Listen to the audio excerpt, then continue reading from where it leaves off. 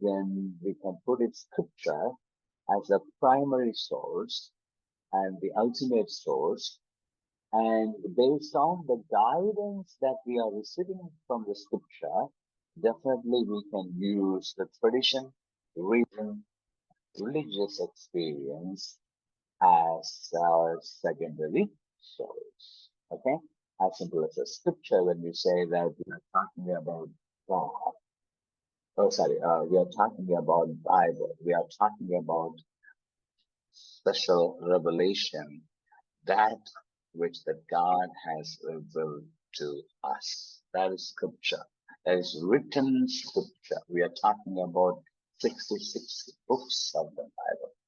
That is foundational, that is primary source of our knowledge of God. That is a primary source of our starting point to talk about God, our help in terms of knowing God. Now, under scripture, you cannot but add Holy Spirit. So that's not, separated. It's always put together. Number two are under the secondary sources, we can put tradition, we can put reason.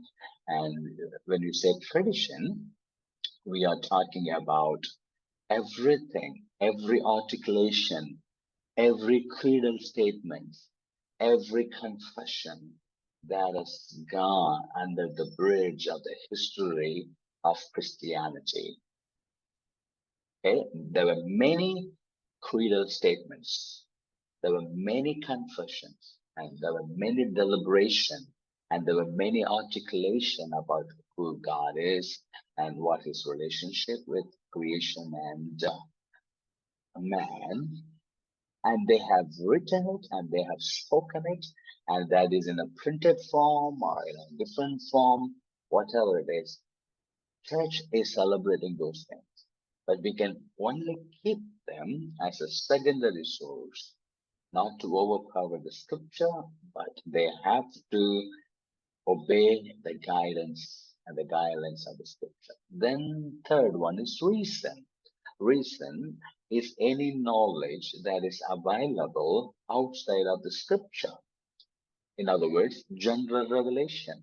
So if you were to put another classification, scripture becomes a special revelation, and tradition, reason, and religious experience would become a general revelation.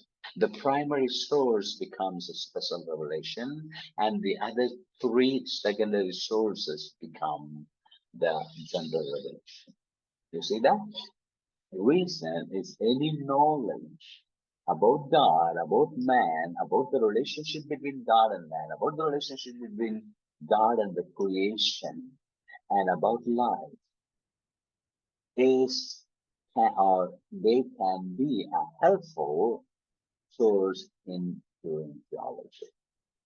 Number four, I said, number three, under the secondary source would be religious experience. Now, you see, we put that religious experience at the bottom, okay, of the general revelation, of the secondary source of doing theology, with purpose, because Pentecostals are some Christians who happen to put the religious experience at the top, and even above the reason, tradition, and scripture. Later on, they fall into a lot of traps and contradictions, and then the incompatibility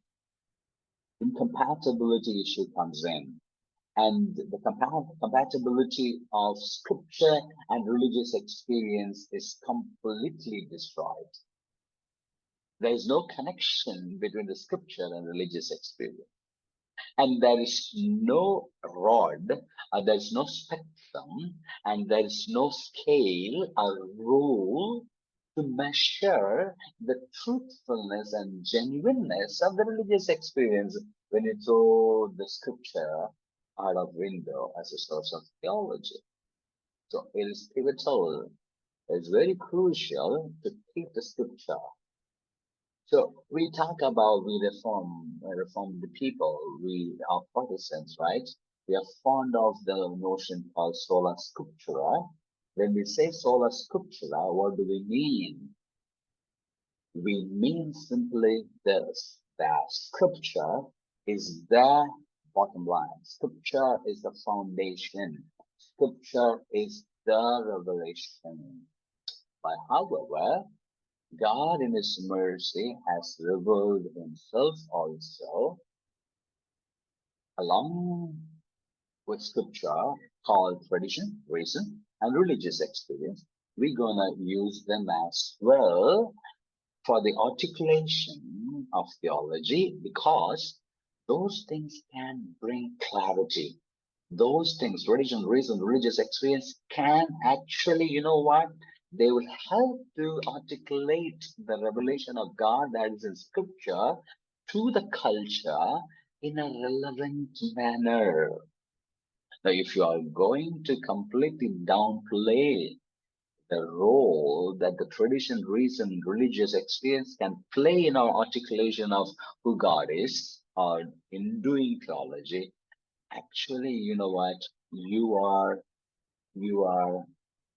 define, you are nullifying the benefit that can bring to you the articulation of who God is that is revealed in the scripture. That is primary source. I hope that idea is clear to you. Let me move on to the another idea. As I have said here, we are continuing with the idea of source of uh, source of theology, doing theology. When you come all those things, put them together, especially when you're thinking about the uh, second point under the source of theology, the formating factor of theology is called tradition. What do we exactly mean? That can be, brought under the class two, as I said. Class one would be scripture, the church, councils, creeds, and traditions in terms of how, you know, authoritative are they. We can just call them as a heteronomous because they are not of us. It is outside, without. It is from God. It is from the church. It is from the people. But when you talk about reason and experience, it becomes your own. That is why we put that into the second level. We cannot just start from your experience. If that is inside of us, but however, there's a corollary, there's a connection, there's a correspondence. There has to be, I would say, right? In order to make sense to human mind, there has to be correspondence between scripture and your experience. So there has to be a corollary. There has to be a strong integration between class 1 and class 2. So also in this picture, there has to be a corollary between the primary source called scripture and to the secondary sources called tradition, reason, and religious experience. And also in another categories, if you want to say, there has to be a strong integration or connection between the special revelation and the general revelation. Right? So let's move on to one more idea, and then we can stop for the question. Then we will pick up another question. Okay.